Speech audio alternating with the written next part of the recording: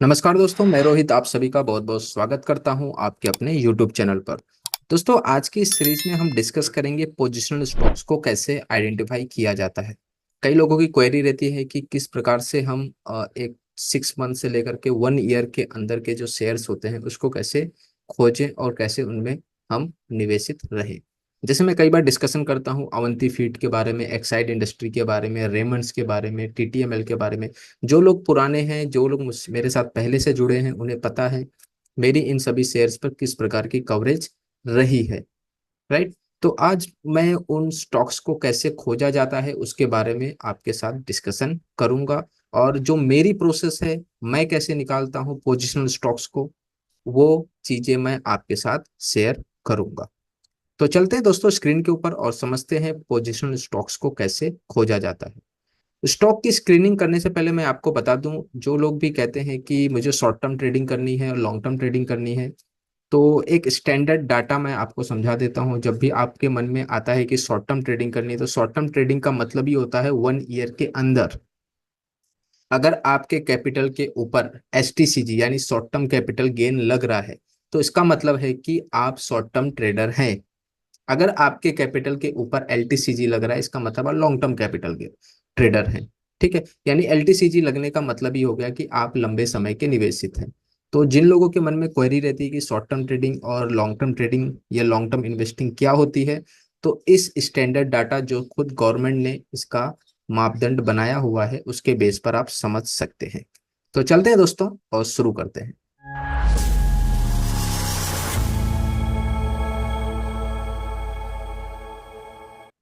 तो दोस्तों, सबसे पहले आपको यहाँ पर आ जाना है स्क्रीनर डॉट इन की साइट पे। स्क्रीनर डॉट इन की साइट आपको कुछ इस प्रकार से दिखाई देगी। तो यहाँ पे आपको सिंपली लॉगिन हो जाना है। लॉगिन होने के बाद ये स्क्रीनर में दिख रहा होगा क्रिएट स्कैन। तो क्रिएट स्कैन को आपको सिंपली यहाँ यूज करना है। ठीक, ये चार्टन की वेबसाइट है, यहाँ पे आप सिंपली सर्च करेंगे तो यहाँ पे आपको मिल जाएगी। तो लॉगिन करने के बाद आप ये स्कैनर के अंदर आ जाएंगे, तो यहाँ पे जो ये प्लस का बटन है, यहाँ पे आपको कुछ मेजरमेंट डाल देने हैं। तो यहाँ पे जैसे मैं यूज कर रहा हूँ MACD लाइन। ठीक है, तो MACD लाइन का जो मापदंड है वो मैं आपको यहाँ बता देता हूँ। यहाँ 55 करना है, यहाँ 21 करना है। ठीक है, उसके बाद यहाँ पे करना है क्रॉस्ड एबो। क्रॉस टेबो करने के बाद यहाँ पे भी MACD सिग्नल लाइन। ठीक, MACD सिग्नल लाइन यहाँ 26 से इसको भी 55 कर देना है। इसके बाद इसको भी करना होगा आपको 21।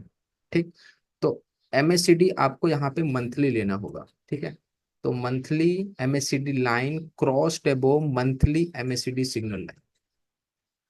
ठीक, तो ये हो गया आपका सेटअप रेडी। कैश की जगह आपको यहाँ पे यूज करना है Nifty 500 के स्टॉक्स। रन स्कैन कर देना है, यानी मंथली MACD लाइन क्रॉस करनी चाहिए मंथली MACD सिग्नल लाइन को। इसका मतलब है कि मैं बुलिश व्यू देख रहा हूँ। राइट। तो मोमेंटम स्टॉक्स या फिर पोजिशनल स्टॉक्स को जो निकाला जाता है वो इस प्रकार से खोजा जाता है, जहां पे पहले मंथली को देखा जाता है और फिर डेली के ऊपर सेटअप बनाए जाते हैं। तो चलते हैं दोस्तों, कौन कौन से स्टॉक्स निकल कर आए हैं। मैं Nifty 500 का स्पेस चूज कर रहा हूँ। आप चाहे तो कैश का भी कर सकते हैं, लेकिन Nifty 500 इज बेस्ट। तो रन स्कैन पे करना है और नीचे आ जाना है। नीचे आने के बाद आपको दिखेगा यहाँ पे टॉप 10 स्टॉक्स आपको यहाँ मिल गए। वॉल्यूम के हिसाब से आपको इसको हाई टू लो कर लेना है। अब आप देखेंगे यहाँ पे बंधन बैंक है, EPL है, मेरिको है। ठीक है, ये सारे स्टॉक्स यहाँ पर निकल के आ गए हैं। तो इसको सिंपली आप क्या करिए, एक्सेल में डाउनलोड कर लीजिए। एक्सेल में डाउनलोड करने के बाद फाइल को ओपन करिए।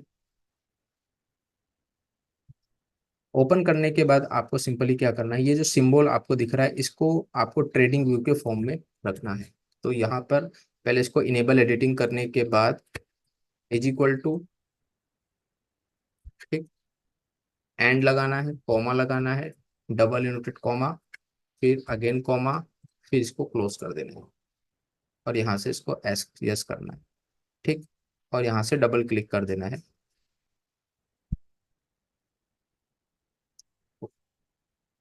राइट, अब इसको यहाँ से नीचे तक इसको कॉपी करिए और इसको ले चलिए ट्रेडिंग व्यू की साइट पर।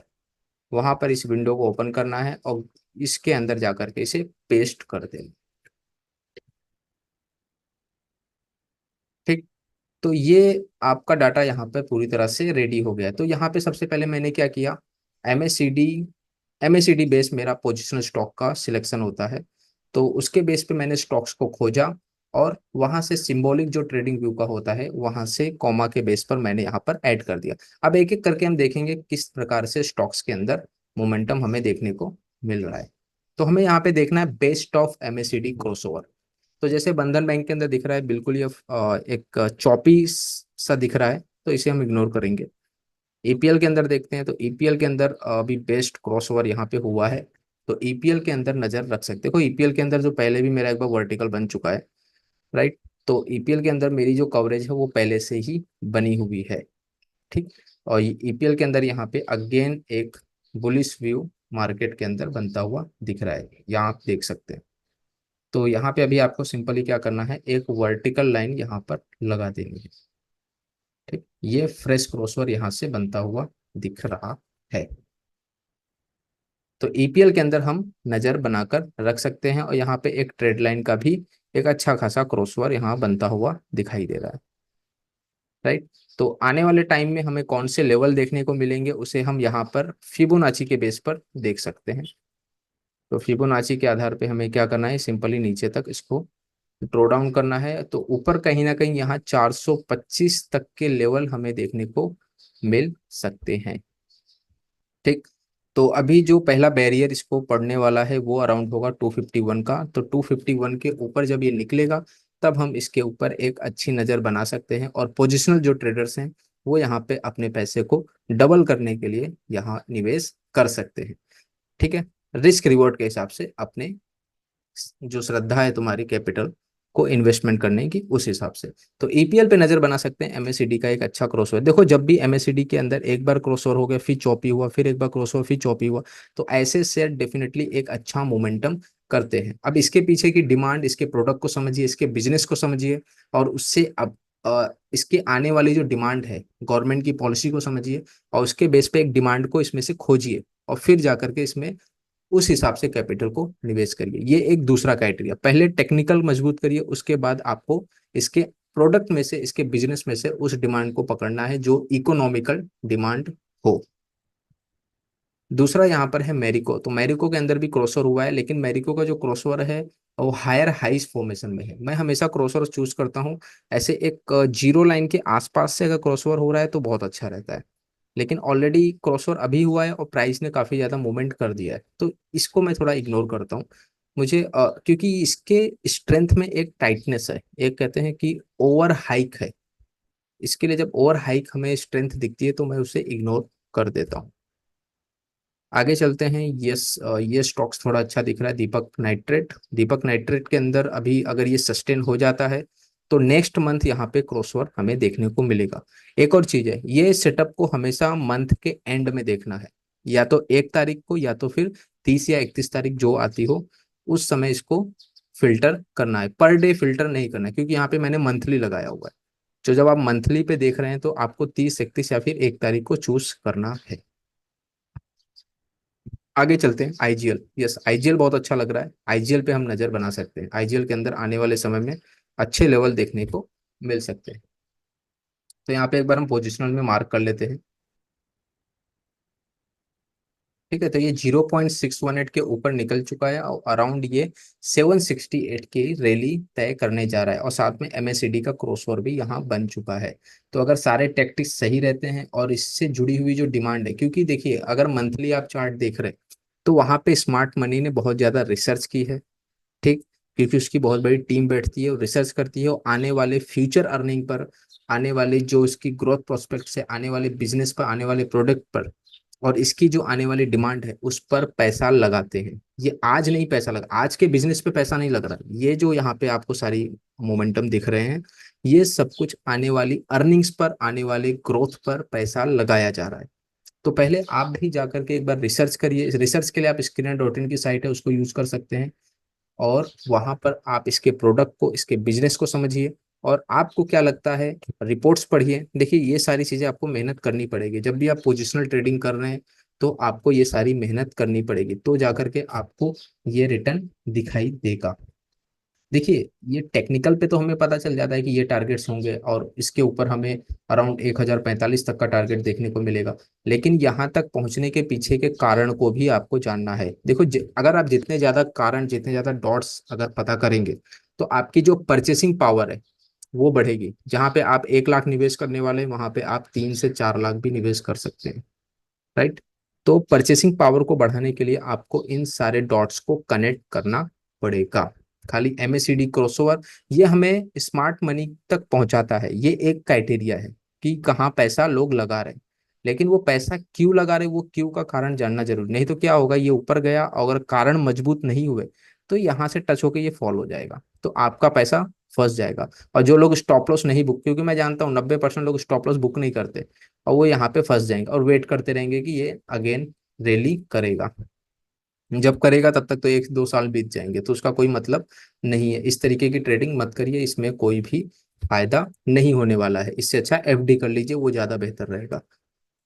तो ये क्रॉसओवर के साथ आपको डॉट्स भी कनेक्ट करने आने चाहिए, तो आपकी जो सीएजीआर की जो जर्नी है वो बेहतर हो पाएगी।